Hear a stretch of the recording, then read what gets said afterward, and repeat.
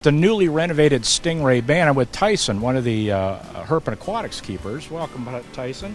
Tell us what we got. Which species do we have here? That is the southern stingray. The southern stingray. So, Tyson, show us. Hopefully, this animal will come back now.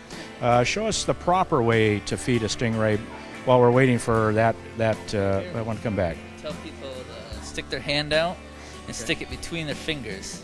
Just and like then that. it'll slide over and it'll suck it right out. Okay, all right. Well, let's see what happens here. And while we're waiting, tell us a little bit about that species of stingray and the other species that we have in here. We have two species. We have the southern stingray and the cow-nose ray. Cow-nose ray. And the southern is the big ones that are flat on the bottom. They like to sit in the sand and dig around, while the cow-nose are the ones that kind of flap through the water.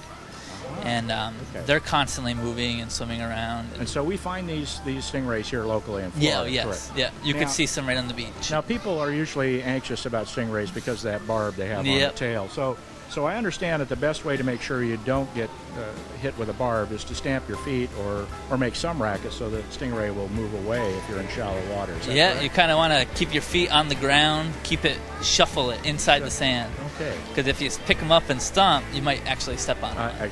Now, we remove the barbs, correct? Yes. Okay. Yeah. We clip them. We clip them off, and they'll keep growing back. Yeah, they grow back constantly. Okay. So. But these animals are so used to people right now that it's really not a concern. Oh, to not the barb no, off. no problem. So here we go again. Let's see if we can't. I'll let you go ahead and see if we can't get some interest here. Now, what are we feeding? This is shrimp. This is shrimp. Okay. Yeah, just whole shrimp. Okay. Or just the shrimp tails. Yeah. Okay. And so, they actually come up when they want to come up, which is kind of the cool part of the experience. It's not anything that, if the animals are full or not interested, they're just going to keep swimming right on by. And how deep is this pool, roughly?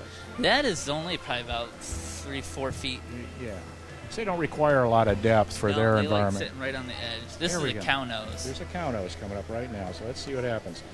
Perfect.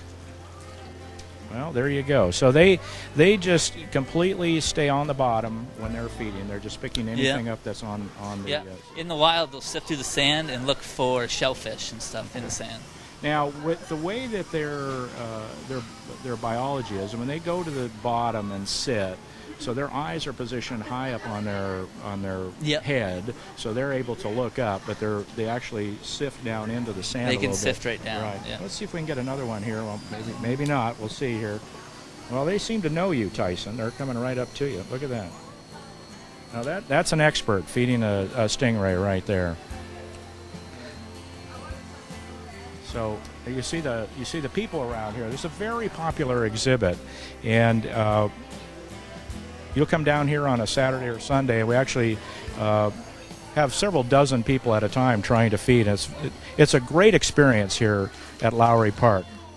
Gives people an opportunity to appreciate nature a little bit as we're getting wet here, but that's okay. That's all part of it. So is this as big as this species will get? The cow nose, that's about as big. Okay. The southern can get up to 6 feet in 6 feet. width, all the way from wingtip to wingtip.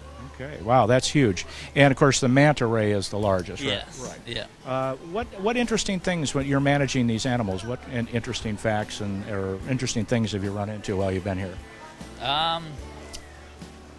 How they love attention. So really? you can stand out here and put your hand in the water, and they'll just swim by and let you pet them over and over and over again. And even in the morning when nobody's here, I'll come out and check on them, and I'll stand in one spot, and they all seem to come towards me, like they know that someone's here. That's very cool. And so we have to heat this water in the wintertime. We have to also keep it at a certain temperature in the summertime so it doesn't get too warm, right? And that's all part of a filtration system that we have that services all of this area.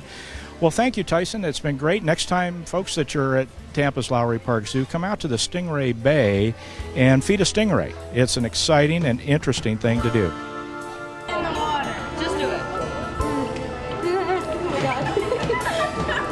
That's so scary. Okay. Oh, he didn't get it. Okay. I feel a little better now. Not that. No. Okay. Just put it down. Put it down. Right now. No, that means I'm stinging. Okay. Put it out farther.